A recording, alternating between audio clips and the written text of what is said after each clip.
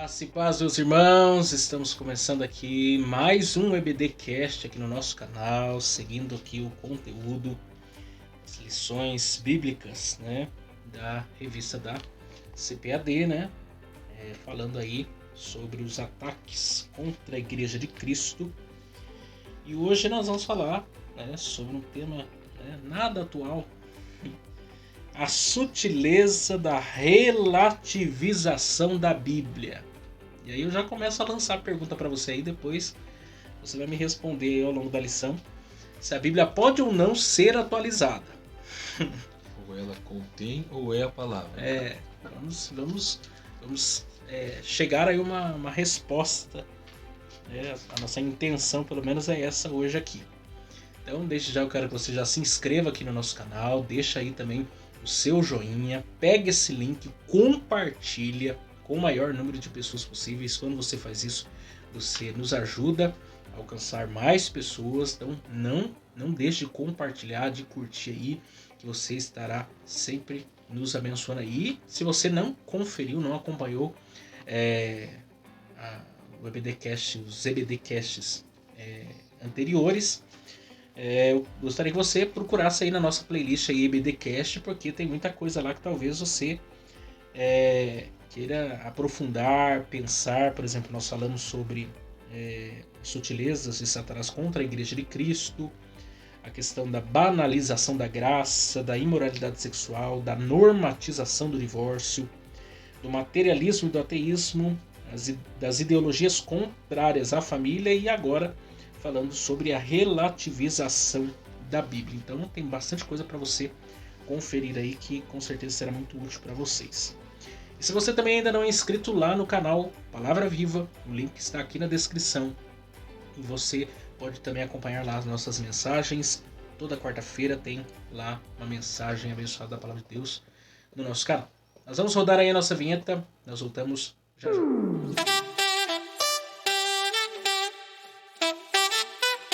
Bem, estamos de volta. Estamos aí para tratar desse tema aqui, a sutileza da relativização da Bíblia. O que você pode já dizer aí? Então, vamos lá. Joga a lenha na fogueira já. O que confronta, a gente muitas das vezes não quer. E a palavra de Deus, ela é confrontativa. Ela aponta o meu erro, mas ao mesmo tempo ela me dá o resultado, um exemplo. Aquele que confessa e deixa, alcança a misericórdia. Então ela me confrontou. Confessa. Deixou o pecado, misericórdia é atuante. Então ela é confrontativa. E, com toda sinceridade, o ser humano não gosta de ser confrontado. É a mesma coisa. Ou você coloca a rédea no cavalo, ou você deixa o cavalo solto. O que o pecado quer? Que o cavalo ande solto.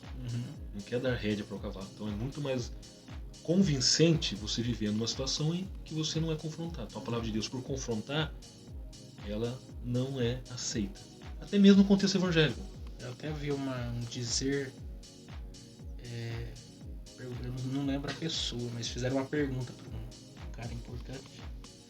Perguntaram onde que deveria ser colocado, em que parte, né, da biblioteca deveria ser colocado. Isso. Rui Barbosa. Exatamente, não deveria ser colocada a Bíblia. Rui Barbosa. Assim, ó, se você colocar embaixo de todos os livros... Mas você viu que a resposta dele antes? Isso aqui é tudo ao vivo, eu tenho uma briga aqui com...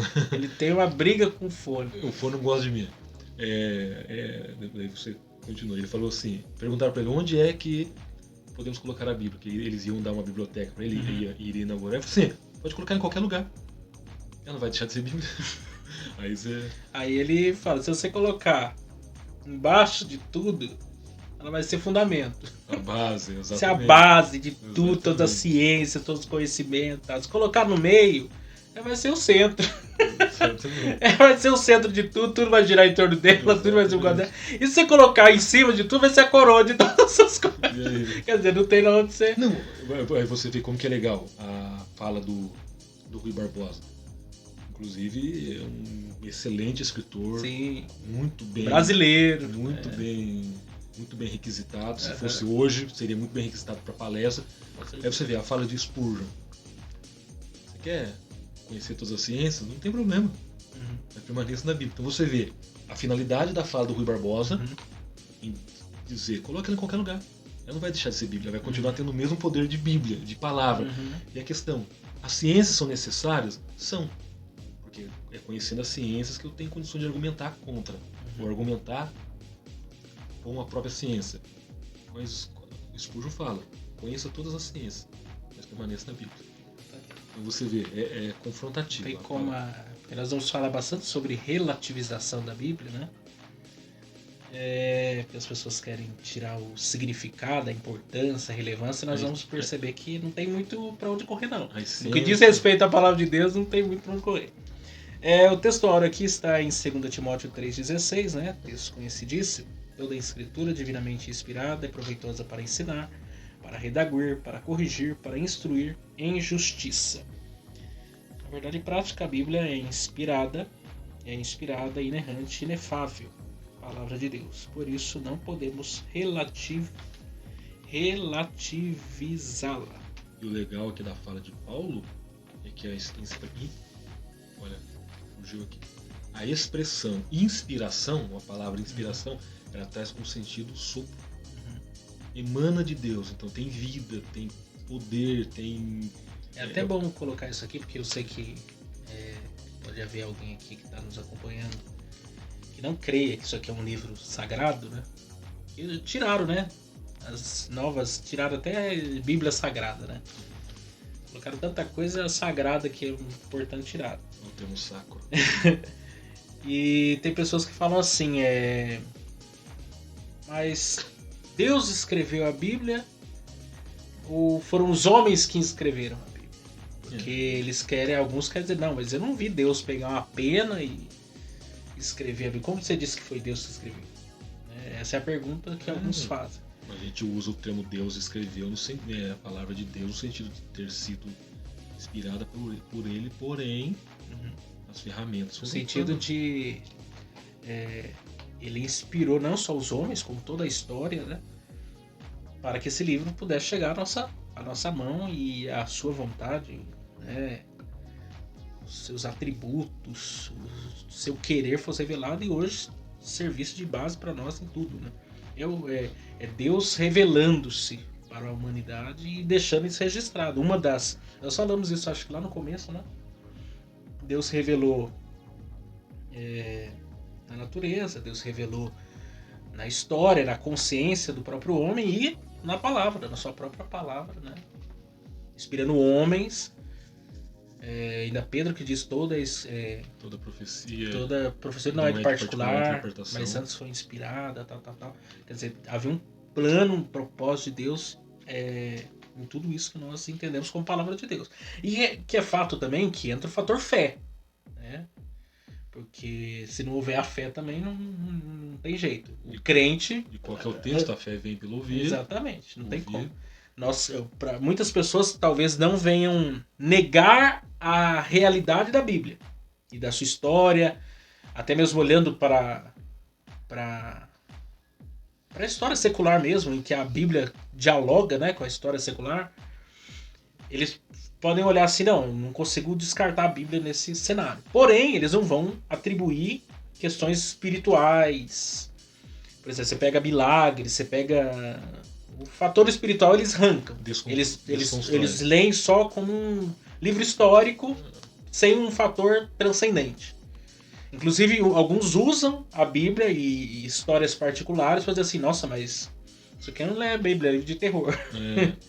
Mas aí é que tá o belo da Bíblia, porque a Bíblia não mostra só aquilo que é bonito. Não é a Disney, a Bíblia não é Disney, né? Só mostra, né, a coisa bonita e não mostra a realidade. É o livro que revela os pontos altos, pontos baixos e mostra a vitória final em Cristo. É o livro para falar do próprio Cristo, né? E uma coisa também Miqueias, é que a Bíblia, por ser a palavra de Deus e ter o sopro divino nela, ela transforma, ela muda, ela regenera, ela dá direção. Quantas pessoas em situações difíceis da vida aí abriram a Bíblia, checkmate, mudou de vida, porque percebeu que tinha algo diferente. E princípio ético-moral parte de onde? Do cristianismo e do judaísmo. Aqui. Como eu devo proceder, como eu devo fazer, como eu devo agir, como eu não devo agir.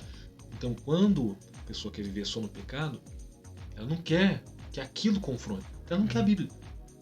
Ela quer uma teologia coach, ela quer uma teologia de autoajuda, ela quer uma teologia de bajulação, ela quer um livro que possa fazer o que você quiser. 7 passos para viver a vida que você tanto almejou. Opa, é pra 7 já. degraus. Agora, pega lá Sermão do Monte, bem-aventurado os pacificadores, bem-aventurado isso, bem-aventurado Os que aquilo. sofrem perseguição. Se o teu irmão, se alguém te bater na tua face, doe outro. Se pedir pra andar 1.000.000 de 2, se arrancar a tua capa, doe até o que tá por baixo. Ele fala, não serve pra mim essa teologia. Pronto. Quer me seguir? Primeiro, nega você mesmo. Tome a cruz e segue. Tem condições? Não quero. Então vamos ser sinceros, procura outro líder. Outro livro pra orientar outro livro. Porque essa é a finalidade, é pra confrontar, para o ser humano viver em mudança. Alguém disse que não é a gente que lê a Bíblia que nos lê. Se eu vai ler a Bíblia, não, é ela que está analisando você. Eu costumo dizer que a Bíblia ela é como um espelho. Se você levanta de manhã, o espelho reflete como você levantou. O espelho nunca vai dar o Miquel já pronto para sair. Espelho meu? A Bíblia é justamente isso. Quando eu olho para a Bíblia, ela reflete o que eu sou. Esse é você e esse é como você tem que estar. É o que Paulo fala. Quem roubava, não roube mais. Então, você vê, te mostra como você está e mostra como você deve estar. É que alguns gostam da caixinha de promessas só, né? Só os versículos bons, as promessas, né? Mas aí lá no meio não tem lá. Aqueles versículos de Ló da Bíblia não tem, né? Isso não convém pra caixinha de promessas. Não, esses textos, eu vou fazer uma caixinha de promessas o contrário. só texto bom. 2 Timóteo, né? A leitura bíblica em classe. 2 Timóteo 3, 14 a 17 diz: Tu, porém, permanece naquilo que aprendeste e de que foste inteirado, sabendo de quem o tens aprendido, e que, desde a tua meninice, sabes as sagradas letras que podem fazer-te sábio para a salvação pela fé que há em Cristo Jesus. Toda a escritura, divinamente inspirada, é proveitosa para ensinar, para redaguir, para corrigir, para instruir em justiça, para que o homem de Deus seja perfeito, perfeitamente instruído para toda boa obra. Vamos só tocar aqui num assunto aqui que eu acho interessante. O Timóteo, né? Tinha a avó e a mãe, né? Que educaram ele, né? Mulheres sábias. Pai grego, mãe judia. Depois ele se converte e tem o apóstolo Paulo como o seu discipulador, nada mais. Eu acho até interessante, você permanece naquilo que tu aprendeste. Eu que te ensinei, meu amigo. Então, é como se fosse Paulo agora se torna Gamaliel e Timóteo se torna Paulo. Quase isso. Porque é um dos mais queridos também do ministério de Paulo, é Timóteo, né? E Paulo desde a segunda viagem missionária está caminhando com Paulo. E Paulo fala muito bem dele. Sim. Inclusive até a questão de problema de saúde. Paulo falou, olha, faz isso, toma um pouco de vinho por causa do teu problema. Animava ele, falava assim, não seja tímido. Desperte o dom que é você. Porque provavelmente ele era meio depressivo, assim, né? Meio morocochô. Aí pensa bem, cai numa igreja, ele foi pastor da igreja de Éfeso, aí cai numa igreja de pessoas mais velhas do que ele. Alguém vai olhar, Timóteo, você tem... Mais velho, mais experiente. Você tem 18, acho que se eu não estiver enganado era de entre 17 a 23 anos. Coloca aí. Vamos colocar com 20 anos de idade pastorando na igreja. Aí o mais novo lá tinha 60. Timóteo, o que é que você está fazendo aqui? Aí Paulo, desperta o dom, não tenha medo não. Use a autoridade que foi colocada sobre você. Inclusive dá um conselho para Timóteo, pregue a palavra, Timóteo. Se preocupe só com pregar a palavra, deixa... E o resto, Deus é que faz. Não, Timóteo é interessante. A biografia dele, eu não sei se no canal lá do Palavra Viva, entra lá no Palavra Viva, procura lá ver se eu já preguei sobre isso, que eu tenho uma mensagem sobre isso, mas não lembro se eu preguei no programa de rádio. Mas Timóteo é um exemplo assim de discípulo, né? Muito interessante para nós aí. E as instruções de Paulo, né? As cartas pastorais, tanto a ele como a Tito, né? São muito relevantes. Tudo isso já serve, né, um pouco como introdução aí. Vamos só tocar aqui numa feridinha aqui. Não é novidade para ninguém que a Bíblia sempre sofreu ataques ao longo dos séculos. Não foram poucas as tentativas de desacreditar e até mesmo aboli-la da sociedade. As táticas foram muitas, às vezes seus exemplares foram queimados, outras vezes a Bíblia foi considerada perigosa, obsoleta e desnecessária, enfim, em diferentes momentos e épocas sempre houve algum levante contra a autoridade das Escrituras. Hoje não é diferente. Infelizmente, há quem afirme que a Bíblia precisa ser atualizada. Geralmente, esse posicionamento é tomado como se trata de questões de natureza social e comportamental. Assim, há quem defenda que a Bíblia precisa ser ressignificada. Em outras palavras, para ele, a palavra de Deus está desatualizada nessas questões sociais e comportamentais, ou, no mínimo, mal traduzida, mal interpretada e, portanto, mal aplicada. Vamos já começar por aqui. Vocês sabem, né? Não é de uma coisa que está velada, é uma coisa pública. Que não sei se foi ano passado ou ano retrasado, foi na pandemia. A série do Ed Renekiewicz, né? Falando sobre a carta a Filemon. E ele falou lá, né? Dentre uma de muitas das suas falas que deixa muita pulga atrás da orelha, né? Porque essa não foi uma das, foi... Eu acompanho o Ed, assim, algumas pregações dele já de bastante tempo. Então, quem acompanha ele de algum tempo percebe que algumas de suas mensagens ele deixa uma pulga atrás da orelha ali. E você fica meio pensando duas vezes, tentando entender o que ele está querendo dizer. Aí eu não sei se é intencional, se não é intencional, é meio complicado. Só que essa do atualizar a Bíblia lá, no contexto dessa escravidão que ele estava se referindo, isso gerou uma polêmica gigantesca. Inclusive ele foi desligado da convenção lá, do Conselho Batista lá, das igrejas. E esse tema da questão de atualizar a Bíblia tornou-se um negócio muito forte. Muitos pastores se posicionaram. Alguns não tinham que se posicionar não, porque alguns estão atualizando a Bíblia faz muito tempo e ninguém fala nada. Né? Daí quiseram pegar carona para meter o pau no coitado do cara, mas não tinham moral para falar nada. Mas nós estamos aqui para falar do Ed René, estamos aqui para tratar desse tema, só estou pegando isso aí como uma carona no assunto. Tem como atualizar a Bíblia ou não? Precisa atualizar a Bíblia ou não? Não, vamos lá, por que não? Olha a fala de Billy Graham. A Bíblia é mais atual do que o jornal que será lançado amanhã. Atualizar por quê? Ela já é atual, pode ver que ela fala hoje, ela fala amanhã. Você pode ler a Bíblia daqui 10 anos. Ela já é atual em si. Eu não preciso atualizar. Atualizar por quê? Para beneficiar quem? Já tem uma Bíblia, inclusive, vai ser abordada nos tópicos, uma tal de Bíblia inclusiva. Então eu quero uma Bíblia que não me confronte. Eu vou atualizar em qual sentido? Eu vou pegar a Bíblia, que se ela fala que eu não devo fazer, então eu quero atualizar. Não, pode sim. Não tem nada a ver aquilo que nós já estávamos conversando nas aulas anteriores, que é uma fala pautada na verdade, que Deus é amor. Até você falou, é uma verdade parcial. Então, Deus é amor. Sim, continua me amando, não deixe de me amar. Só que o diabo ele tira o lado da justiça de Deus. Então eu quero uma Bíblia que faça jus ao que eu quero viver e não me confronte. Aí Deus fala lá no Apocalipse, aquele que tirar ou acrescentar, vamos dizer, vai sofrer punições, porque eu estou sendo um infrator, estou infringindo uma ordem que já foi dada. Não altere nada. Deus já deixou a Bíblia numa clareza para a gente entender. Então não preciso ficar colocando ponto no I onde já tem, acento no E onde já tem, acento circunflexo onde já tem, vírgula onde já tem. Porque senão daqui a pouco vão adotar a tradução. Pode ter certeza que vai existir. A Bíblia da língua neutra. Pode ser. Todos. Pode ser. Que não pode ter, né? Nem pro masculino nem pro feminino. Tem que ser o neutro. Linguagem neutra. Como é que Deus vai falar? E falou Deus ao homem. E falou Deus ao ser humano, então. Porque não tem ser humana ou tem? Ser humana ou ser humano? Então, Deus, como é que vai falar? E falou Deus ao ser vivente. Porque ser vivente serve tanto para homem como para mulher. Também. Daqui a pouco vamos começar a inventar isso aí também. Por quê? É confrontativo eu ouvir Deus falando. E disse Deus ao homem, coloca a tua casa em ordem. Opa, eu não quero. Sim. E também assim, o que eu vejo de... É fato que isso é algo que a gente não pode negar.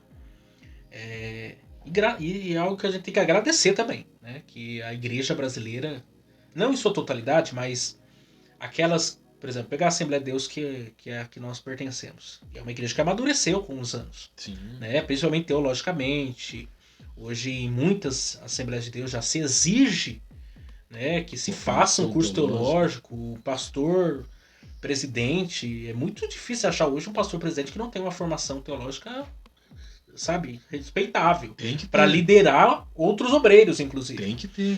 Só que e isso elevou o debate, porque quando você começa a estudar, as pessoas também começam a ter acesso ao conhecimento, a ter acesso a um curso básico, o YouTube, ao bons pregadores, livros, né? Que até um professor meu que disse que há 30 anos atrás, por exemplo, a maioria das obras que hoje nós temos traduzidas não existia no Brasil.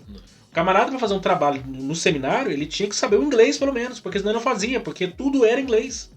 Você pega obras de John Stott, todos esses caras hoje que é popular no nosso meio evangélico, não existia 20, 30 anos atrás, não tinha obras dele. Era muito raro você ter obra desses caras. E como tem muitos, ele diz que ainda...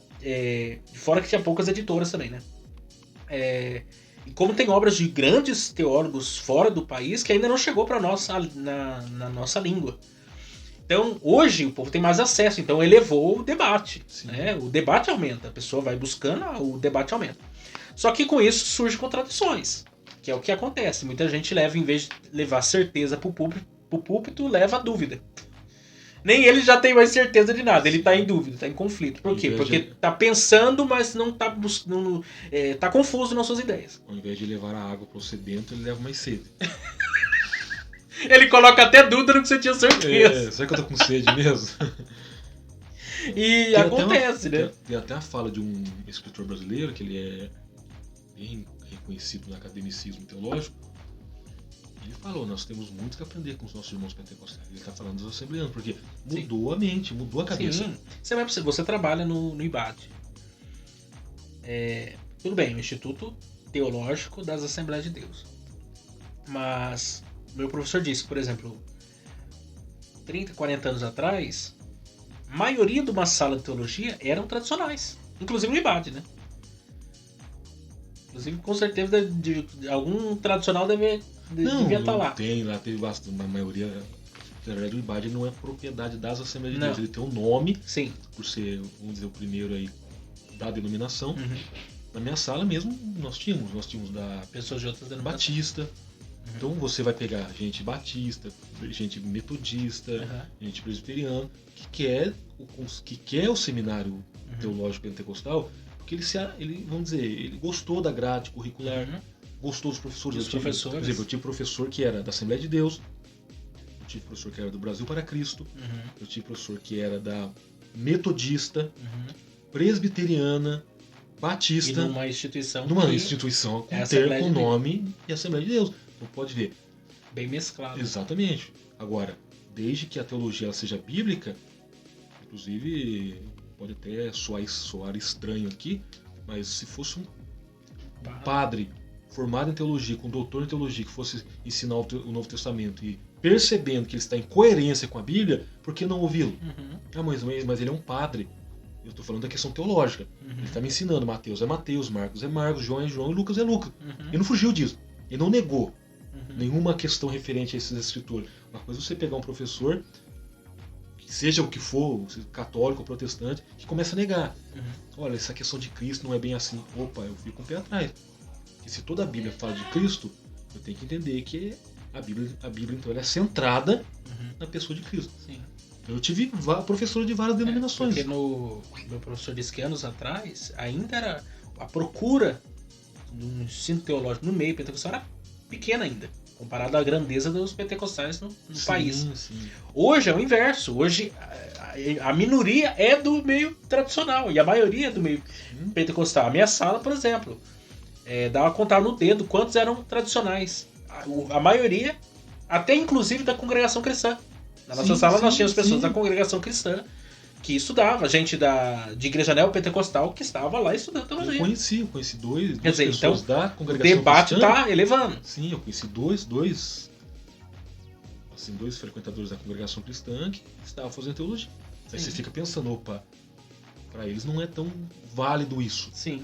Mas não é uma coisa que no meio de 10, 2 já é um bom começo. Porque de 2 pode virar 4, pode virar 6, daqui a pouco a congregação está inteira mergulhada no conhecimento. E você vê que conforme vai pessoas buscando conhecimento, como a gente está falando, tem coisas positivas, graças a Deus por isso, mas também pode surgir dificuldades. E dependendo do seminário também, né? Porque o seminário, dependendo do seminário, para onde, né, vai se puxando a grade, a formação dos professores, a própria visão, porque você com certeza já teve muitos debates em sala de aula sobre, inclusive com professores, sobre alguma questão que não encaixava. E ele já ia, às vezes o professor, por já estar anos dando aula, já bebeu em algumas fontes. O Augusto Nicodemos, ele fala isso, né? Quando ele foi estudar o doutorado dele na África do Sul, ele leu muita coisa de liberal. Chegou um ponto dele achar que ele não conseguia voltar, não tinha ponto de retorno. Quando ele foi para os Estados Unidos, teve contato com um pastor ortodoxo, né? Falou assim, não, você leu o quê? Eu li fulano, beltrano, cicrano. Falou assim, então leia esse, então leia aquele. Depois que ele terminou a leitura, voltou a fé no lugar. Por quê? Porque é uma questão de que a pessoa vai bebendo uma fonte e se ela não tiver boa literatura para, né, confrontar certas coisas, sim, a pessoa vai...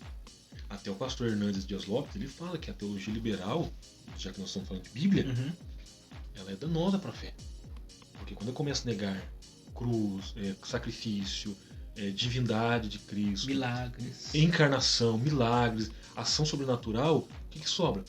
Então Deus é o quê? Deus não pode fazer o que ele faz? Um exemplo, vamos lá, vamos mitologizar, se puder usar essa palavra, Jó. Jó é mito. Não, eu não é uma sei novela. No contexto teologia liberal, não que eu sim, vejo como mito, mas é mito, é mitologia. Assim. Então dá-se a entender que eu não consigo ver um Deus que pode permitir uma situação e sustentar o homem na mão. Vamos dizer que Jó está sendo sustentado por Deus. Então aquilo ali é milagre, aquilo ali é ação sobrenatural, aquilo é poder. Mas é mitológico. Mitológico por quê? Porque eu não consigo ver um Deus que pode sustentar um ser humano? Ao contrário, o próprio Jó ele faz menção de uma... Ele fala, e a fala dele pode ser já vista como uma fala apontando para Cristo. Ele fala que o meu Redentor vive. Ele não está dizendo que vai viver. Ele vive. E por fim se levantará sobre a terra. E não se levantou? Cristo não é o nosso Redentor? Não trouxe a redenção? E o interessante é que Jó nem fazia parte ainda. A história de Jó não tem nada a ver com o povo de Israel necessariamente. Ele não era judeu. Né? Ele não era da descendência de Abraão. Ele é contemporâneo de Abraão, mas ele não é Sim. Da descendência do povo de Israel. E a história entrou na história do povo de Israel. Sim. Né? Aquilo ali foi contado no mundo todo. E entrou no cânon sagrado da história dele. Então, que alguns acham que, aconteceu tudo aquilo ali numa semana. Não. Né? Não, anos o cara passou por aquele sofrimento ali, até Deus restaurar ele. Aí você vê, então, dá para ver Deus agindo? Dá. A teologia liberal, ela pode fazer o indivíduo enxergar por um outro viés. Não, Deus não vai fazer isso. Então, que Deus é esse? Que Deus é o Deus da teologia liberal. Então é um Deus fraco, um Deus incapaz, um Deus que não pode agir.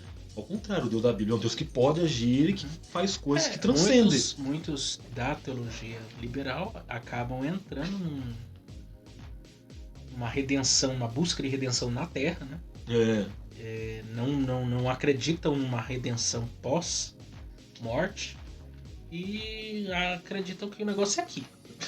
É aqui e agora, entra no materialismo, né? Porque tiram a questão do transcendente, sobra o quê? A partir do momento que você negou os milagres, você nega todo o resto. Você nega a encarnação, você nega o nascimento virginal, você nega a ressurreição de Cristo, você nega tudo. Então a gente que Cristo é esse que né? É aquele ditado, quem rouba um ovo, rouba um boi, quem nega um milagre, nega tudo. Então, tudo tem. Nega tudo. Nega Deus, nega Cristo, nega o Espírito Santo, nega tudo. Quem nega um ponto, nega tudo. Então, que já entra aqui a Bíblia e o Espírito desta era, né? A desconstrução. Por que ele quer por que a ação do inimigo, por que a vontade do inimigo é desconstruir?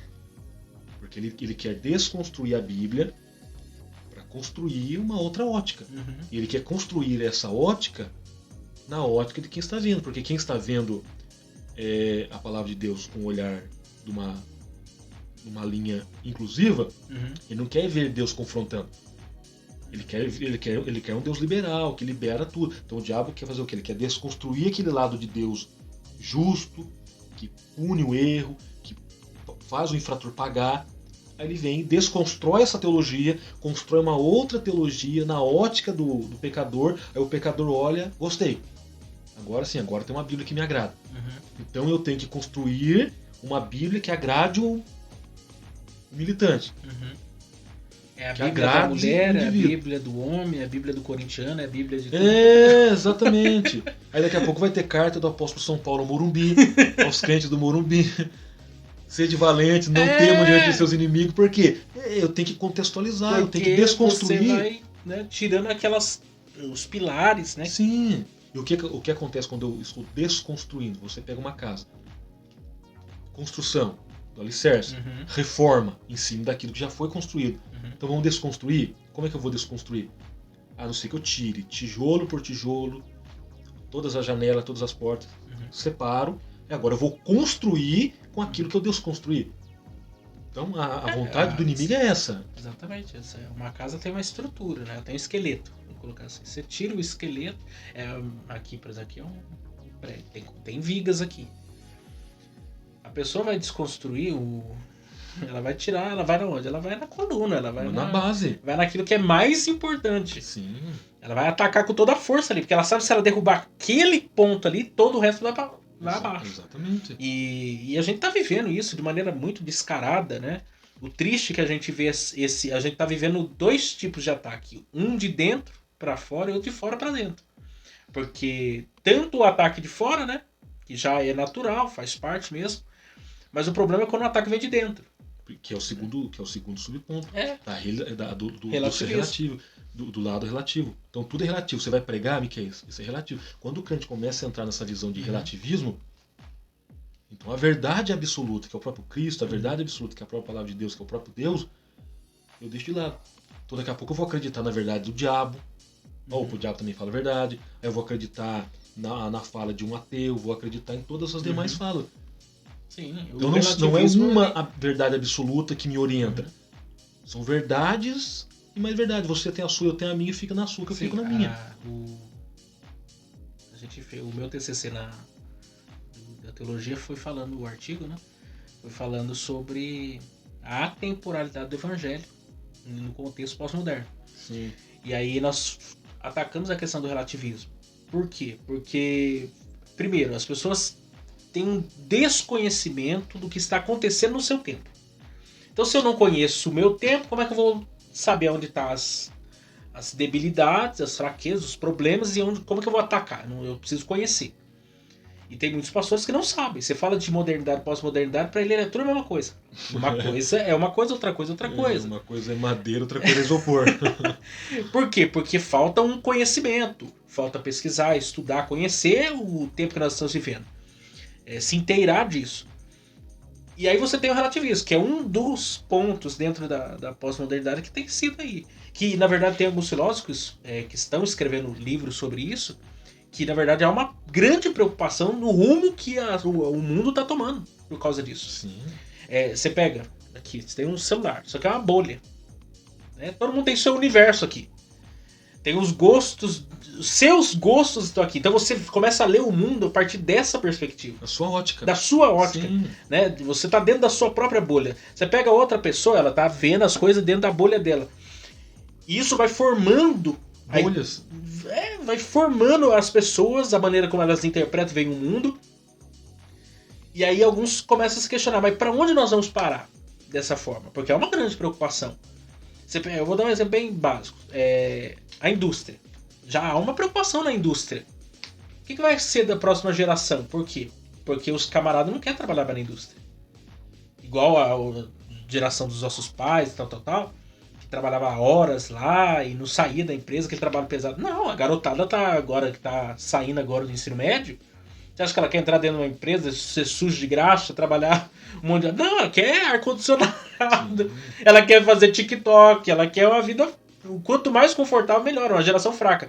Quer dizer, o mundo do futuro vai ter estrutura para manter a estrutura que tem hoje. Vai ter mão de obra, vai ter pessoas qualificadas. E eu digo em todos os setores. A forma de pensar. Eu digo de coisas, até a pequenos hábitos, né? Você levanta, acorda, arruma a cama. É um hábito. Sim. Aí você pega uma geração que já não tem isso como uma regra. Não aprendeu dessa forma. É uma geração mais educada. São pequenas coisas, né? São pequenas lacunas. E isso adentra do meio cristão. Ah, não, vamos tirar isso aqui. Vamos mudar aquilo lá. Vamos fazer... Quer dizer, você vai deformando o negócio. Por quê? Porque eu não gosto desse jeito aqui não, eu gosto de outro jeito. E aí vai deformando, até não ter mais forma. Sim. Como é que vai ser? Como vai ser essa próxima geração Como vai ser os próximos pastores? De repente, tudo aquilo que você mexe, chega uma hora que não serve mais, porque você mexeu tanto que não tem mais utilidade. E uma hora a coisa vai pro chão, por quê? Porque você não tem como manter o negócio. E você viu como é que finaliza o primeiro tópico da desconstrução? Dá uma olhada pra você ver. Sobretudo, seu conjunto de valores éticos e morais. Por que o diabo quer desconstruir a Bíblia? Porque o princípio de ética e moral é judaísmo e cristianismo. Então, se eu tiro a ética, se eu tiro a moral, aí entra no relativo. Tudo é relativo mesmo. Eu vivo a vida que eu quero, eu faço a vida que eu quero. Eu monto o meu mundinho, crio a minha ótica. Aí, vamos ser sinceros, e que fica na sua, que eu fico na minha. Para não criar inimizade, a sua verdade é sua, a minha verdade é minha. Mas não. Isso no mundo é normal. Esse argumento no mundo é normal. Mas quando a gente pega esse argumento dentro da igreja, quando a gente tem um Cristo, tem um Deus que nos amou e tem um Espírito Santo que nos leva a viver Cristo, e temos uma palavra de Deus que é guia, que é o guia espiritual, que é a regra de fé, eu não posso aceitar o relativismo de hipótese algum. Não, o senhor falou que Cristo é o Salvador. É relativo. Como que é relativo? Para um membro da igreja falar que é relativo. Então Buda também salva, Maomé salva, o Hare Krishna também proporciona salvação. No tocante à salvação para a eternidade, uma vida com Deus é Cristo. Isso é verdade. Mas é relativo. Não pode ser relativo. Também é a forma com que as pessoas vendem, que vira um produto, né? Vendem a questão da própria salvação. Vem pra minha igreja. Porque a minha igreja, vamos orar, o seu casamento vai ser restaurado. Você tá enfermo, vamos fazer aqui uma oração. Quanto tempo você tava na outra igreja mesmo lá? Porque daí ainda faz a entrevista com a pessoa, né? Você tava quanto tempo desempregado lá naquela igreja? Você veio pra nossa. Quer dizer, começa a vender um negócio que não tem nada a ver com aquilo que a gente entende como essencial. Você, entra até na questão do sofrimento. O cristianismo tem uma resposta para o sofrimento. Alguns vão passar pelo sofrimento, vai vencer, Deus vai dar vitória, amém, glória a Deus. Mas tem outros que vão sofrer a vida toda. E aí? E não sou masoquista. Então, e o Salvador é Cristo. E a esperança é o corpo glorificado. Sim. Então, só que as pessoas querem tudo uma resposta fácil, pronta, para coisas que não existem. Você pega pregadores, pregações, até igrejas como um todo, a maneira como elas se comportam em determinadas situações, você fala assim, não, isso é uma resposta pronta, automática, instantânea. Que com um pouco de interrogação e conversa, você destrói toda uma pregação do cara. Por quê? Porque não tem fundamento nenhum. É sei lá o que o cara tá falando. E se a minha pregação ela não é baseada na Bíblia, estruturada na Bíblia, que utilidade ela tem? Aí você vê, relativismo fora é normal. Agora, relativismo dentro da igreja, no tocante à verdade, eu vou argumentar, não, milagre é relativo. Então tudo bem. Então o dia que você estiver doente, eu vou chegar para você e dizer que a sua doença é relativa. Você pode estar mentindo. Vai dizer, como é que você diz que eu estou mentindo se eu estou sentindo dor? Não sei, é relativo. Então pode ser uma dor relativa. Não, mas eu estou com dor, eu não sei. Por que para a verdade é relativo, para outras coisas não? Exatamente. Só é relativo quando é tocante à verdade, porque a verdade confronta. O que um dos evangelistas fala? Conheçam a verdade, e a verdade vos libertará. Se, pois, o Filho vos libertar, verdadeiramente sereis livres. E aí? Se, pois, o Cristo vos libertar, verdadeiramente. Por quê? Ele é verdade. Inclusive, Pilatos perguntou, o que é a verdade? A verdade estava na frente dele, visível, concreto, palpável, tangível. O que é a verdade? Jesus poderia dizer, ei, prazer, ele já falou, prazer, Cristo. Jesus. O que João fala? Eu sou o caminho, a verdade e a vida. O caminho, a verdade, a palavra a, que aparece na frente da palavra verdade, ela entra como pronome definido. Porque está definindo que existe uma verdade. A verdade. Não verdade. Exato. Você não poderia dizer assim, Jesus é o caminho, vírgula. E uma das verdades. Mas não. Pode ver. O caminho, o é pronome definido. A verdade, pronome definido. A vida, pronome definido. Então está ligado a ele. Ele é. Fora dele não há. Mas é relativo. Para um crente chegar nesse ponto, ele ainda não entendeu o que é verdade. Ele não teve em conta a verdade. Exato. O dia que ele tiver, ele vai dizer exatamente. larga o relativismo para agora entender o que é de fato verdade. E a fala de Paulo: roubava, não roube mais. Vá viver a verdade. Sim, a verdade é... Segundo a Bíblia. Deixa eu só bater aqui. E o politicamente correto. A criação de uma narrativa e a criminalização da opinião. Deixa eu ler aqui. Desconstruir os fundamentos poderá fazer o justo. Essa pergunta do salmista ecoa em nossos dias. Os fundamentos estão sendo derrubados, destruídos, e preciso observar que isso não é um fenômeno aleatório e impensável. Não, trata-se de uma narrativa ardilosamente construída com o fim de desconstruir os valores cristãos e substituí-los por outros. Né? E substituir por outro. Esse politicamente correto é até um livro do Ciro Sanches, né? Evangelho? Ele tem uma série de livros falando dos pregadores e tal. Do João Batista, o pregador politicamente incorreto. É um livro pequenininho. E nós devemos, esse aqui é o mais danoso do negócio, é esse politicamente correto. Porque o que acontece? É a história do pregador, né? O Hernandes que conta essa experiência. O pregador foi convidado para pregar, daí entrou lá, aí um puxou o paletó, falou assim: olha, você vai pregar e não prega sobre bebida não. Tem um irmão aí que gosta do corotinho. Não pode pregar sobre bebida. Aí andou mais um pouco e falou assim: olha, não prega sobre adultério, porque tem um caso aqui de um cara famoso aí que tá tendo um caso com outra mulher aqui. Aí o outro lá na frente falou outra coisa. Ele chegou no público e falou assim: irmãos, eu não sei o que eu vou pregar não. Porque não dá pra pregar sobre nada. Não dá pra pregar sobre bebida, não dá pra pregar sobre jogo, não dá pra pregar sobre adultério. Aí o gaiato levantou: prega sobre o judeu, tem nenhum judeu aqui. Quer dizer, é o politicamente correto. Exato. Vamos pregar aquilo que o povo quer ouvir. Porque é beneficente, né? Pra mim mesmo. Porque se você falar assim, ó, hoje em dia vem pregar aqui na minha igreja sobre adultério, aí alguns pregadores não querem pregar, porque ele pensa assim: não, se eu pregar sobre adultério lá, o povo não vai gostar de mim, não. Ele tá tão preocupado com a própria imagem dele que ele prefere escolher o texto, o algodão doce da Bíblia e pregar sobre ele. Só que não, se Deus quiser falar naquele dia sobre adultério, é adultério, eu vou falar sobre adultério, não adultera nada, ué. Se pegarmos os profetas do Antigo Testamento e os escritores do Novo Testamento, eram mensagens que confrontam. Qual a fala de João nas epístolas? Se você diz que ama a Deus que não viu e não consegue amar o teu irmão que viu, você é o quê? Ele vai dizer: ser mentiroso. E se eu sou mentiroso, sou filho de quem? Diabo. Como é que eu posso ser filho de Deus e filho do diabo ao mesmo tempo? Eu tenho 2 pais agora? Então, eu tenho paternidade dupla? Você vê, é confrontativo, sim. Mas é um confrontativo, não que Deus fica lá do céu zombando a gente, viu? Não. Olha, eu estou confrontando vocês no sentido de querer uma mudança de vida, principalmente de filho. Aí você vê, eu vou desconstruir a questão da desconstrução. Melhor, a criação de uma narrativa. Então eu vou criar uma nova narrativa que vai beneficiar quem? Vai beneficiar quem quer uma mensagem que amassageie o ego, que não me confronte. Principalmente quando você vai pregar: olha, não pregue esse tipo de mensagem, porque tem alguém aqui que dá um sustento bom para a igreja. Quanto é que ele dá? Olha, são 4, 5 mil reais por mês aí. Ah, é?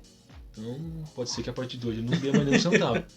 Ou não. Ou pode ser que não disciplina esse irmão, não. Ou pode ser que no dia que aquela mensagem foi dada, Miquel, o camarada chega de você e fala: olha, eu precisava ouvir essa mensagem. Vou mudar de vida hoje. É Zaqueu. Eu vi uma... É a ideia de Zaqueu. Eu não sei se você já leu aquele livro do Martin Lloyd Jones, Pregação e Pregadores. Não, esse é um livro muito bom. Aí ele contou uma experiência que quando ele começou o ministério dele, ele foi convidado para substituir um pastor em Toronto, no Canadá. E aí chegou lá, né? Ele ia ficar algumas semanas com os irmãos, o pastor ia sair de férias. Isso muitos anos atrás, em 1930 em Lava Buruada. Imagina. Porque ele, né, morreu bem antes disso. E chegou lá, jovem, e tinha o culto. Lá é diferente a forma de culto, né? Tem o culto de manhã, tem o culto à noite. E ele falou para os irmãos, né, no primeiro dia: falou assim: olha, de manhã eu vou pregar partindo do pressuposto, vocês são crentes. Eu vou pensar e acreditar que vocês são crentes. Então eu vou pregar para crente de manhã. Mas à noite eu vou partir do pressuposto, vocês nunca ouviram falar de Jesus. Aí uma senhora, né, que já era membro da igreja antiga, dizimista fiel, ele foi com o pastor da igreja ainda estava lá na igreja nesse primeiro dia, né, queria sair de férias no dia seguinte. ficou pra receber ele e tal. E é costume, né? Ir pra porta, cumprimentar os irmãos, aquela coisa. Aí essa senhora tava se aproximando. Aí o pastor falou, essa irmã aí é a irmã que mais contribui na igreja. E não sei o que, enchendo a bola da véia. Daqui a pouco a véia chegou, cumprimentou ele, cumprimentou o outro pastor e perguntou pra ele, falou assim, é verdade que o senhor vai pregar à noite, considerando que ele não é crente? Falou assim, sim senhora. Falou assim, então à noite eu venho no culto. E aí? Por quê? Porque ela não era crente, ela não era convertida. Então mudou ou não mudou? É aquela questão que eu falei pra você, pode ser que no dia que você vai pregar uma mensagem de confronto, porque é necessária aquela mensagem, porque o camarada vai chegar, Miquel, é isso que eu precisava ouvir. Eu fui bajulado tantas vezes aqui, massagearam o meu ego durante todo o tempo que eu estive aqui, e ninguém foi homem o suficiente para me confrontar. E você foi o primeiro, obrigado. A partir de hoje eu mudei de vida. É Zaqueu. Desce da árvore, encontra com Jesus. Jesus fala com ele, olha Senhor, se eu tenho defraudado alguém, eu não vou restituir uma vez não. Vou restituir 4 vezes mais. O que Jesus falou? Chegou salvação nessa casa. Porque essa é a questão do evangelho. Ele chega, confronta, o indivíduo entende. Opa! Aí a gente lembra da música do Rei. Esse cara sou eu. Miserável, desgraçado, que não é uma palavra pejorativa, então pode ser lançado no ar aí. Miserável, desgraçado, cego, nu, imprestável. Aí o que Deus fala? Fala comigo na minha língua, me faz entender o que eu quero, depois muda a minha história. Tem hora que vale. Ah, mas não Você pode pega pregar. o Jonathan Edwards, pecadores nas mãos de um Deus irado. E as pessoas ouvem a mensagem, agarram os paralelepípedos achando que o inferno tá ali, que a terra vai abrir e vai engolir todo mundo. Eles e um homem que orou e jejuou várias semanas. 13 horas ele orava e tirava 13 horas do dia pra orar e ler a Bíblia. Imagina que 13 horas do dia. Você pega um pastor aí, famoso na internet, tem milhões de visualizações. Procura no canal dele, faça propósito, você procura no canal dele, vê qual foi a última vez que ele pregou sobre pecadores nas mãos de um Deus irado, sobre a ira de Deus. Um tema mais não tem. Não tem, porque não não tem, convém. Porque e aí você olha que aquelas pessoas estão consumindo aquele conteúdo, você se pergunta por que estão consumindo tanto aquele conteúdo? Porque é agradável. Que convém. É evangelho? Não é. Você pega o Billy Graham. O Billy Graham pregou para quase 1 bilhão de pessoas. Pregou no Brasil. Aí você vai procurar o Billy Graham, porque alguém pensa, não, o cara pregava para milhares de pessoas, o cara devia, né, pregar uma mensagem, né, algodão doce, sabe, com açúcar ali, o chazinho das 5. O cara pregava sobre o pecado. Giló. Confrontava tudo que tinha que confrontar com aquela ousadia que ele confrontava e as pessoas convertiam. E aí? Você tá entendendo? Agora uma pergunta, o diabo quer esse tipo de mensagem? Ele quer uma nova narrativa. Você pega o próprio João Batista, né? Pessoas de todas as partes iam ouvir João Batista e ser batizado por ele, batismo de arrependimento. Aí você vai ouvir o conteúdo da mensagem dele. Raça de víboras. Raça de víboras! Você vê como que é interessante, até os soldados romanos vinham pra perguntar, e aí, João? O que eu faço? O que João falava? Para de aceitar suborno. Então. Para de fazer isso. Opa, como é que ele sabe que eu aceito? Porque ele sabe o contexto. Contentes com seu soldo. Exato, ele sabia do contexto do Império Romano, do soldado, que era normal subornar. João falou, opa, você veio aqui pra ouvir, rapaz? Você vai ouvir. Aí a questão, primeira multiplicação dos pães. Mais de 5.000 pessoas. Aí daqui a pouco eles vêm até Jesus de novo, aí Jesus, opa, agora vamos mudar o discurso. Ele começa a pregar. Não tem pão, não tem peixe? Vão embora. Aí ele fala o quê? Vocês vêm até mim interessados nos pães e nos peixes que eu vos tenho. Vocês não vêm interessados no que eu sou.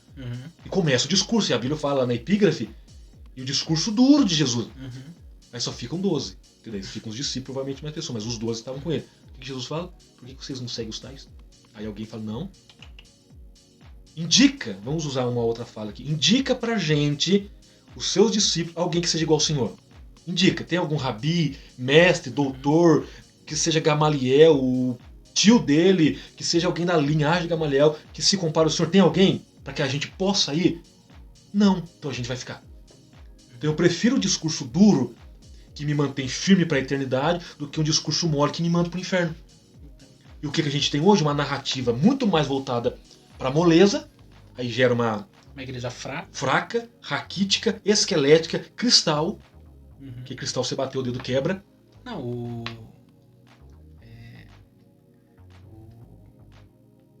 MacArthur diz que sermonetes produz cristianetes. Quer dizer, um sermãozinho assim de 20 minutos, tá bom, é só pra, né, disfarçar só pra deixar o povo felizinho pro resto da semana. Não, o evangelho precisa ser pregado, a Bíblia precisa ser ensinada. Uma igreja forte é uma igreja que está muito bem consolidada na palavra de Deus. Não tem medo de pregar a palavra de Deus, seja para quem for, seja o doutor. Pode estar o prefeito lá, pode estar o deputado, o governador do estado. Eu vou pregar a palavra e acabou. Sim. Você viu como está aí nas 3 primeiras linhas do segundo subtópico? A criminalização da opinião. Olha aí. Pensar diferente dessa nova narrativa que foi criada. Então foi criada uma nova narrativa, é estar sujeito à censura. Então se você não prega de acordo com a narrativa que o povo quer ouvir, você é censurado, você não presta. Sim. Eu não quero ouvir um sermão. É o cancelamento, é o famoso cancelamento. Agora tudo se cancela, é o linchamento virtual. Né? Feedback. Como é que vai ser o feedback para um camarada que prega sobre pecado? Vira as costas para ele. Olha no relógio. Não, basta agora. Você prega as congregações, eu prego também. Eu tenho certeza que tem congregação que você não voltou. Tem igreja que você foi pregar, nunca mais, não quero chamar aquele irmão mais não. Que ele tocou numa ferida aqui na igreja, o povo não gostou muito não. Por quê? Porque tem gente que não gosta de ouvir a verdade. Não gosta de ouvir. E aí você prega a verdade e o povo fica de cara feia. E acha que você que é o errado, que você tinha que estar ali para agradar eles. Sim. E a gente tá vivendo isso... por causa das redes sociais que a gente usa em abundância, né? Óbvio. Só que é o linchamento, é o cancelamento. Qualquer coisa agora vira polêmica. E é inegável que no nosso país existe a cristofobia, né? Não, a Folha de São Paulo não vai falar isso, é claro, né? Ela não vai dizer que existe cristofobia, ela vai dizer que existe homofobia.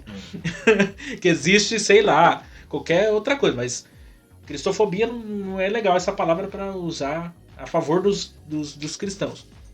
Mas acontece. Sim. Né? A gente tá vendo no nosso país aí, é lógico que tem muita coisa que eu discordo também, mas você pega, por exemplo, hoje você tem lideranças evangélicas, pessoas do meio evangélico que estão ocupando cargos públicos e até passando em concurso público em alto escalão aí. Temos hoje um ministro do Supremo evangélico, pastor presbiteriano. É uma coisa que até anos atrás seria talvez inviável no contexto do nosso país, até sobretudo catolicismo predominante. Só que as pessoas taxam o evangelho como burro, como ignorante, como quadrado. Não sabe de nada. Sabe de nada. E isso não é uma verdade. Ao contrário, isso não é uma verdade. Que eles imaginam. A prova que nós temos disso é que você pega a questão política. Quem mais está na dianteira nas questões políticas são os evangélicos. Sim. Quem tem mais voz lá são os evangélicos. A bancada evangélica. Eu tenho um livro que eu estudei na faculdade de ensino, livro didático, né? De faculdade. E há um capítulo nesse livro para falar sobre os evangélicos na política. Um livro atual. Quer dizer, por quê? Porque quando você olha para a política hoje brasileira, você tem que olhar para o lado evangélico, porque eles são uma voz forte e ativa. Sim. Existe a bancada católica? Existe, mas nunca está em pé de igualdade como os evangélicos. Como você tem o próprio uso das mídias sociais. Quem mais usa as mídias sociais? Os evangélicos. Quem tem mais voz, mensagens, pregações, textos, tudo que você imaginar, há uma força violenta do uso evangélicos no uso das mídias sociais. E muitas das vezes é censurado porque a mensagem é diferente. Não, e até as grandes estruturas, né? As redes sociais, o Facebook, o Instagram e tal, eles começam a limitar, começam a ver uma perseguição, começam a boicotar. Por quê? Porque tá vendo que você tá ali com 10 milhões de pessoas te vendo, aí a plataforma vai lá ver o que tá acontecendo. Fala assim, não, mas qual que é o conteúdo aqui? Fala assim, não, é contra o adultério, o divórcio, contra o homossexualismo, o aborto. Peraí! Aí eles começam a boicotar. Por quê? Porque eles não querem que isso seja propagado e disseminado. Por exemplo, aconteceu um caso, você deve ter visto isso, quando teve as eleições para presidente no Brasil. Teve um presidente, um candidato à presidência, que não vou fazer citação de nome, mas ele é de esquerda. Aí, o que aconteceu? Ele estava no Nordeste, se não estiver enganado, Nordeste. Estava no palanque. E um cidadão de lá, que é cristão, foi e deu uma Bíblia para ele, para esse candidato à presidência, que é de esquerda. Deu uma Bíblia para ele, inclusive, se não tiver enganado, estava autografado. Só para você ver. Terminou o comício, todo mundo foi embora, palanque, o pátio, e tinha uma lata de lixo. O que acharam dentro dessa lata de lixo? A Bíblia. Então, por que eu quero a Bíblia? Não quero. Eu não quero esse livro que vai me confrontar, eu não quero esse livro que vai bater de frente com os meus ideais, eu não quero esse livro que vai dizer pra mim que eu estou errado, se eu apoiar o aborto, se eu apoiar o homossexualismo, se eu apoiar vamos dizer, a normatização da prostituição. Eu quero alguma coisa que fale que isso é normal pra mim. Eu quero manter os meus pilares, que pra mim é certo, mas quando de fato é errado. Agora me dá um livro que confronta tudo isso, o que eu vou fazer com esse livro? Eu vou jogar fora. Aí, inclusive, tá filmado, eu vi esse vídeo. Ele foi lá e pegou. Não é essa Bíblia aqui que esse tal candidato à presidência da República acabou de ganhar? Ele mostrou a Bíblia, autografada, dentro de uma lata de lixo. Então você vê, não quero, porque vai contra os meus princípios, aquilo que eu creio, apesar de estar errado. Como a palavra de Deus ela é ética e moral, vai contra aquilo que eu defendo, que não é ético e não é moral. Então eu não quero continuar na minha ideologia. Sim, e a gente vai, por exemplo, nós estamos gravando aqui, estamos entrando quase em agosto, né? Quer dizer, quando esse vídeo sair já vai ser agosto. Mas em outubro temos eleições. Sim. Pode reparar, quando começar a houver os debates, né? Porque acaba se puxando sempre mais para esse lado, que é a questão ética, moral. Quando fala-se sobre aborto, quando se fala sobre certas coisas que ainda no nosso país não existem até legislação muito clara sobre, há uma divisão clara, nítida, né? E aí vão falar assim, não, mas isso daí é um discurso religioso. Isso daí o país é laico. E sempre eles vão colocando essas questões. Por quê? Porque eles querem achar uma brecha para não encarar o fato, a verdade como fato. Sim. É bem verdade que às vezes surgem umas polêmicas, isso aqui é até interessante da gente falar, às vezes quando surgem umas polêmicas na internet, né, de aborto, pedofilia, e alguns cristãos têm muita falta de sabedoria na minha ótica para falar do tema. Você pega, por exemplo, uma criança de 11, 10 anos de idade, que engravidou, e aí isso vai pro ventilador, né, vai pra mídia. Aí entra a questão do aborto, e a mídia gosta de uma polêmica, porque o que vende é a polêmica, óbvio.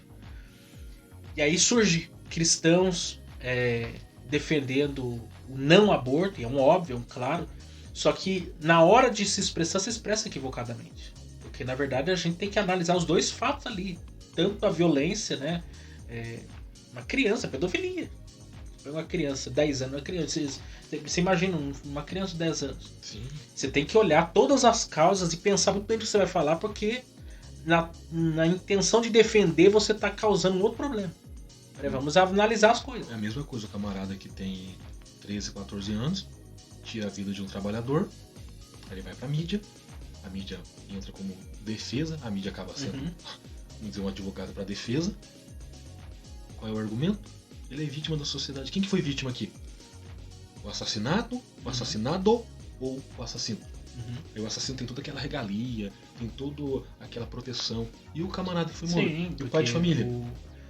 Exatamente. E se você. Aí a pessoa vai pra cadeia lá, ganha mais do que uma pessoa. A vítima, quem sofreu, não ganha nada. E quem foi o causador ainda recebe. Então você vê, tem benefícios ainda. Tem uma ideologia, que nós temos a esquerda, a direita e o centro, mas tem uma que vai defender, não, isso é normal, ele é vítima. Então eu tenho que aceitar ele como vítima. Não me quer dizer, é normal. Você comprou uma moto para trabalhar, o cara te abordou, pegou sua mão. Não, é normal, compra outra. Então eu vou ficar comprando moto pro resto da vida, porque ninguém tem coragem de chegar para aquele camarada e falar para ele, por que você não vai estudar? Eu não gosto de escola.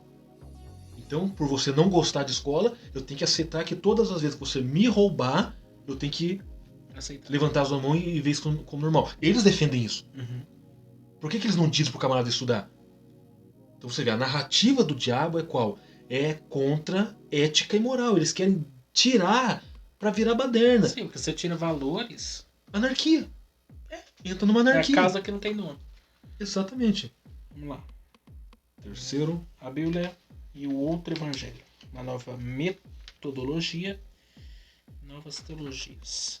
Dentro da cultura pós-moderna, do politicamente correto, surge a necessidade de ressignificar a Bíblia. A palavra de Deus precisa ser atualizada para que fale a mesma língua dentro dessa nova configuração cultural. Surge a necessidade de se criar uma nova metodologia no processo interpretativo do texto bíblico. Nesse caso, o leitor não é o autor bíblico, passa a ser mais importante, dizendo de outra forma, não importa o que o autor do texto bíblico disse, mas o que o leitor contemporâneo acha que está certo. Que é a... Tem uma palavra para falar sobre isso.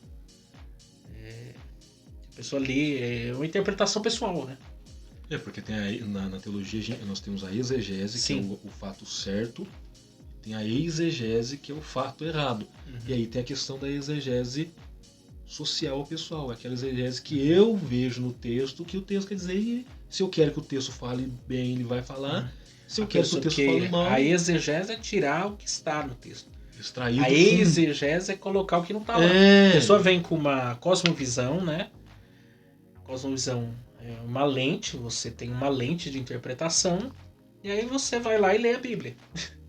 E aí você começa a interpretar a Bíblia por aquela lente que você está utilizando. Você pega um camarada que não entende como que se faz uma exegese, Sim. como se busca o conhecimento correto da palavra de Deus. Ele vai olhar para certa situação, dentro daquilo que lhe é conveniente, e vai fazer uma aplicação pessoal do texto. Pega um exemplo, como ele vai reagir na situação de João. Ele está lendo sobre João Batista, como é que ele vai? Ele vai fazer uma interpretação daquilo que ele gosta. Então isso que é o problema, porque daí as pessoas começam a tirar a verdadeira essência do texto e criar o que para mim é certo. Eu quero que isso... É o caso do Ato 5 que nós comentamos numa das lições passadas. Tem gente que não consegue interpretar Atos capítulo 5. Ah não, eu não consigo entender esse texto. De Ananias e Safira. Por quê? Porque acha que não, esse texto aqui, ele... É simbólico também, é mitológico, é complicado. Acréscimo, não existiu essa história, alguém não tinha que escrever, Lucas não tinha que escrever, foi lá e criou essa história de Ananias e Safira. Aí começa a interpretar por uma lente que não é... A exegética. E lente... A bíblica, correta. Exatamente, quando eu tiro a lente exegética, eu coloco a minha lente. E o que eu faço com a minha lente? Distorcer o texto. Aí eu dou uma nova... É uma nova interpretação. Novas teologias. Esse outro evangelho também possui sua própria teologia. Todo o texto bíblico passa por uma nova ressignificação. A Bíblia, portanto, deveria ser toda atualizada. Surge o evangelho social. Dentro do contexto evangélico, o velho marxismo ganha uma nova roupagem. Assim, os relacionamentos homoafetivos são vistos a partir da perspectiva da denominada teologia inclusiva. Que é a que nós estamos falando, que tem a Bíblia inclusiva, a teologia inclusiva. O ecumenismo, né? Exatamente. Aí no ecumenismo, qual que é a verdade central? Não tem. O tema central do ecumenismo é a paz. Não, e também se você estiver em paz comigo, não tem problema. Eu posso ser um terrorista. Você é assembleano? É em prol da paz, eu não vou me explodir. Paz. Por quê? Não tem uma centralidade. Até a missão integral, que é uma continuação da teologia da libertação, né? Porque a teologia da libertação é do lado católico. O Leonardo Boff. O missão integral é o lado evangélico da coisa. Que já caiu um pouco. Não, já abafou a coisa. Mas por um tempo se dava muita ênfase nisso. Tem lados positivos? Óbvio, como tudo tem lado positivo e negativo. O problema é quando isso torna-se mais importante do que o próprio evangelho. Né? O evangelho é evangelho. Acabou.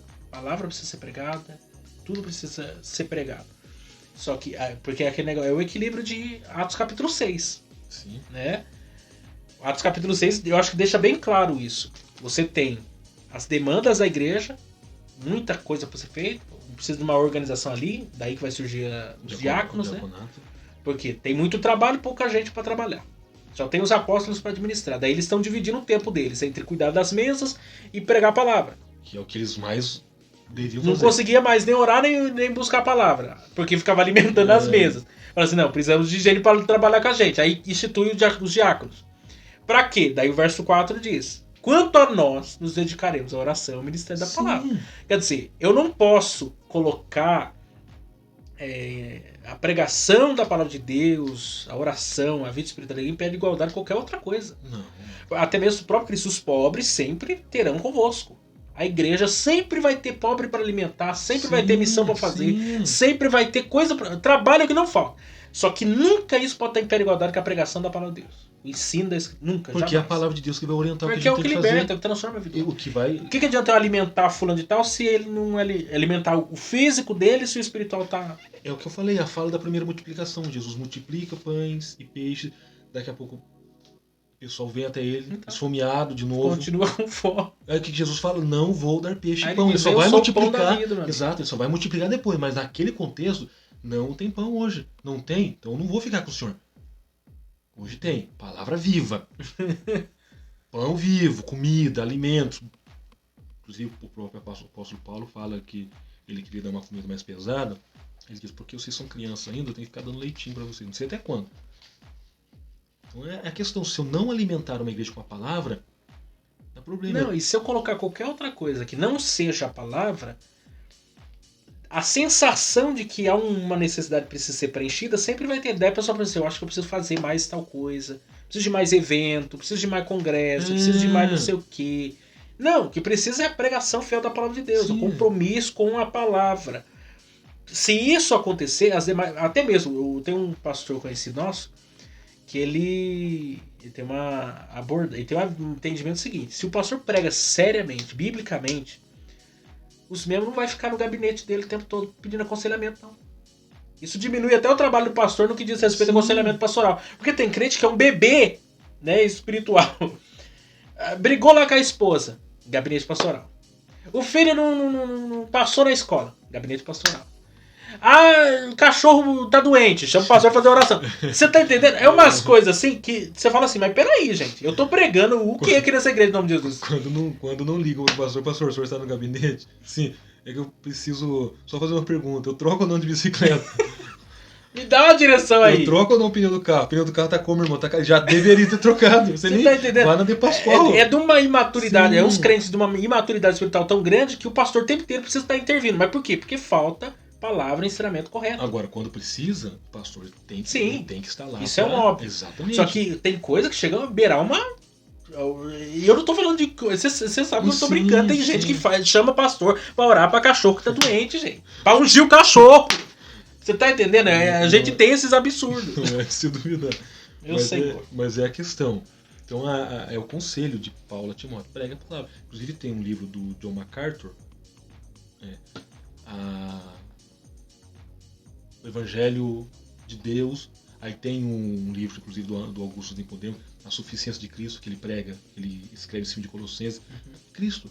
Se Cristo não for suficiente na igreja, a gente vai ficar criando modelos, culto A, culto B, culto C, culto D, e a gente não entende que o culto é centrado apenas numa pessoa. Então falta o quê? É o que Jesus fala. Inclusive Oséias fala isso e Jesus também repete. Meu povo foi destruído por falta de conhecimento. Não foi por causa de dinheiro, não foi por causa de investimento, nada, apenas conhecimento. Conhecimento destruiu. Sim, o Hernandes ele fala que Deus está mais preocupado em que nós sejamos discípulos, venhamos aprender dele, do que venhamos trabalhar para ele. Tem gente que trabalha para Jesus, mas não serve a Jesus, não segue a Jesus, não imita Jesus. A pessoa está na igreja como um ativista de uma religião, de um credo, de uma denominação e tal, mas ele não é discípulo. Ele não caminha com Jesus, ele não aprende com Jesus. E até da forma como Jesus começou tudo, né, o ministério dele, ele chamou o quê? Para ser apóstolo? Não, ele primeiro chamou, seja meus discípulos. Sim. Porque o caminho que vocês precisam se trilhar agora é o do discipulado, é vocês me imitarem, vocês observarem o que eu faço. Depois ele dá a missão deles, a missão trabalha com ser apóstolo. Aí vocês vão ser enviados, vocês vão fazer alguma coisa.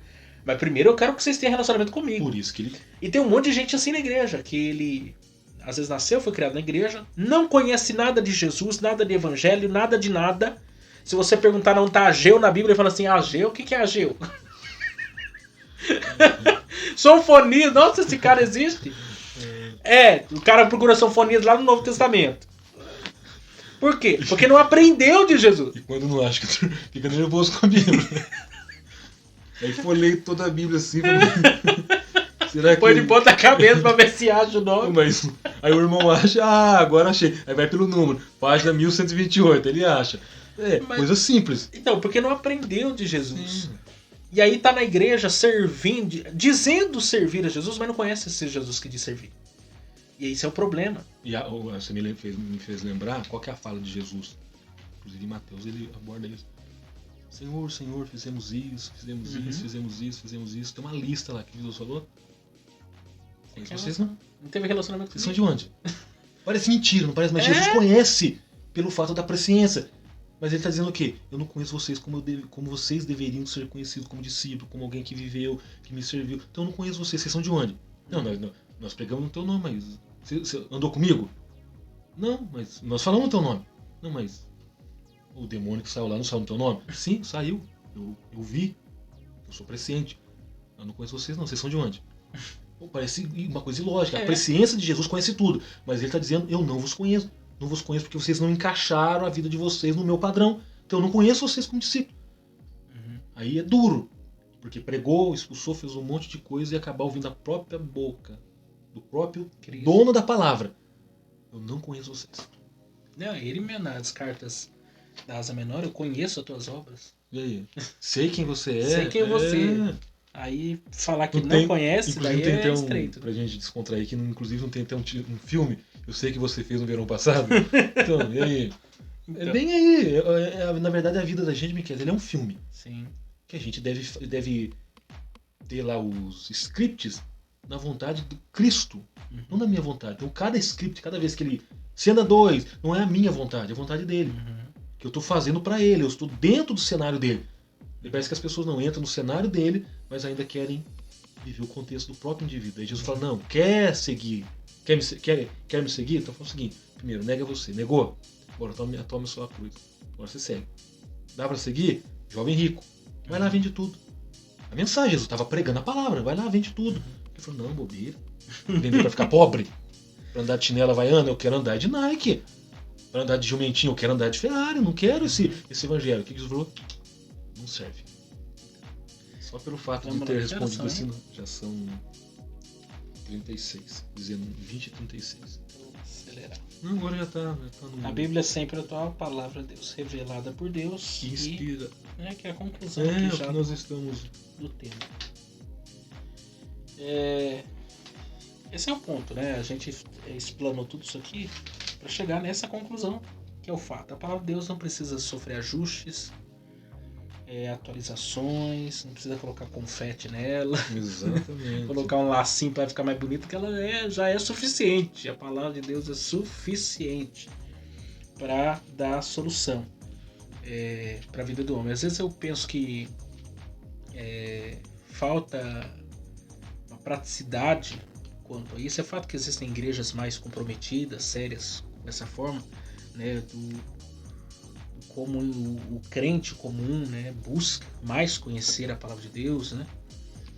Mas ainda eu penso que a coisa simples, a leitura. Vamos pegar o básico. Ler a Bíblia. O fato que a Bíblia não foi feita só para ler. Né? É um livro para se estudar, sim, se aprofundar, porque não dá para você entender só superficialmente. Principalmente a você tem que aprofundar. Mas é um livro que a Dona Maria, o seu João, lá, o doutor, o PhD pode ler e vai entender. Todo mundo vai entender. É na linguagem do próprio povo. Isso mesmo. Não há dificuldade. Eu vejo que tem muitas pessoas que não buscam mais porque colocam empecilhos, limitações. Não, eu não consigo, eu tenho dificuldade. Não. Qualquer pessoa consegue ler e entender. Não é um mistério, não tem um enigma aqui para ser... Nossa, não, é claro, é bem claro. Você vê na Reforma o que Lutero fez? Vou escrever a Bíblia no vernáculo, na língua do povo, porque ele sabia que era fácil de ser lida. Inclusive George Miller leu a Bíblia 200 vezes na vida, metade da leitura que ele fez foi de joelho. E um repórter perguntou, o que o senhor faria agora? Ele falou, não, eu vou continuar lendo a Bíblia, mas eu chego numa conclusão, eu não sei nada. Então, um camarada que leu a Bíblia mais de 100 vezes, ele chegar à conclusão que não sabe nada, imagina quem não lê.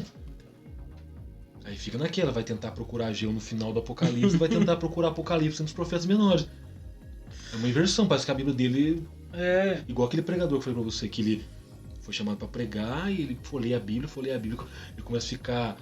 Você vê que ele tá ofegante, os irmãos atrás todos esperando, nada, folheia para cá, folheia para lá. Daqui a pouco ele... João capítulo 23. O Senhor é o meu pastor, nada me faltará. Você vê. Isso é nítido, isso está no vídeo, isso foi gravado. Coisa simples. Folheou, tanto que não achou. Tava dando desespero nele. Você vê que ele tá desesperado. Já viu o do Danal? Não, o do Danal ele... O Danal era um homem corajoso. Mas pediram pra ele só Eu não sei de onde tá na Bíblia. Você vê, pediram pra ele dar, não, solta o carro, mas o Danal não soltava. Ô, Miquel, chega a ser cômico isso. Não, mas tem gente que faz isso. Tira leite de pedra da Bíblia, que você fala assim, meu Senhor Jesus. Vamos ser sinceros, camarada que tira leite de pedra é milagreiro. Porque dependendo nem de vaca ele consegue tirar. O que eu acho mais inacreditável é quando de vez em quando você vê uns vídeos na internet assim, é as heresias. Né? Porque tem uns caras que eles têm uma criatividade pra heresia, gente. Que você fala assim, mas meu Deus do céu, tinha que ser herege pra ler esse texto desse jeito mesmo. Tem que dar um título pra ele. Porque esse ganhou o troféu da heresia, porque não é possível. Tem gente que consegue as campanhas, né? Porque eles pegam o texto isolado pra fazerem campanhas de contribuição, de não sei o que e tal. Aí você fala assim, mas meu Senhor, Maria José, como que ele consegue, Jesus? Exatamente. Texto isolado, que não tem melhor texto, que não tem contexto, é pretexto. É pretexto pra quê? Pra você criar tudo aquilo que você imagina. Aí por que ele não pega um texto expositivo? Porque ele sabe que o expositivo vai exigir mais, então eu vou pro temático. Então fica aí essa ferramenta aqui pra Qual que é o próximo assunto já? Fica a dica aí pra você também. Pelo amor de Deus, procura bons pregadores. Tem gente boa na internet. Tem gente ruim? Tem. Mas tem gente boa na internet. Procura gente boa. Pode ser que seja a minoria, mas tem. Tem uma meia dúzia, mas tem, gente. Já é um bom começo. É alguma coisa. De 6 pode virar 10. Como tem igrejas boas, tem canal no YouTube, tem ensino sistemático, tem muita coisa boa. É uma questão de querer. Como tem até curso livre, de boa qualidade, às vezes até alguns abrem alguns cursos gratuitos em algumas plataformas, vale a pena. Às vezes alguém interessante, no YouTube mesmo você acha às vezes playlists de mensagens, de cursos, de coisas assim, de gente de alta qualidade, né? É uma questão de pesquisar, procurar, ter vontade mesmo de aprender. Semana que vem, né? Lição 8, conteúdo da lição 8. A sutileza do enfraquecimento da identidade pentecostal. Isso aqui já é bem institucional, essa aula, né? Nossa. Já é para quem é pentecostal mesmo. Vamos entender aí esse aspecto aí. Mas aí na próxima vai ser legal, o movimento dos desigrejados, né? Outra que também lá na frente recebeu mídias sociais também. E ainda tem bastante coisa pra gente falar aí. Ideal, mais uma vez, Deus abençoe. Você que nos acompanhou aí até agora, não deixa de se inscrever aqui no nosso canal, curtir o nosso vídeo, compartilhar com mais pessoas. Nós estamos caminhando já também para quase o fim aí, já semana que vem já é a 8ª lição, então 3 lições, quase chegando no fim. Mas Deus abençoe vocês, semana que vem nós estamos aí para mais um EBDcast.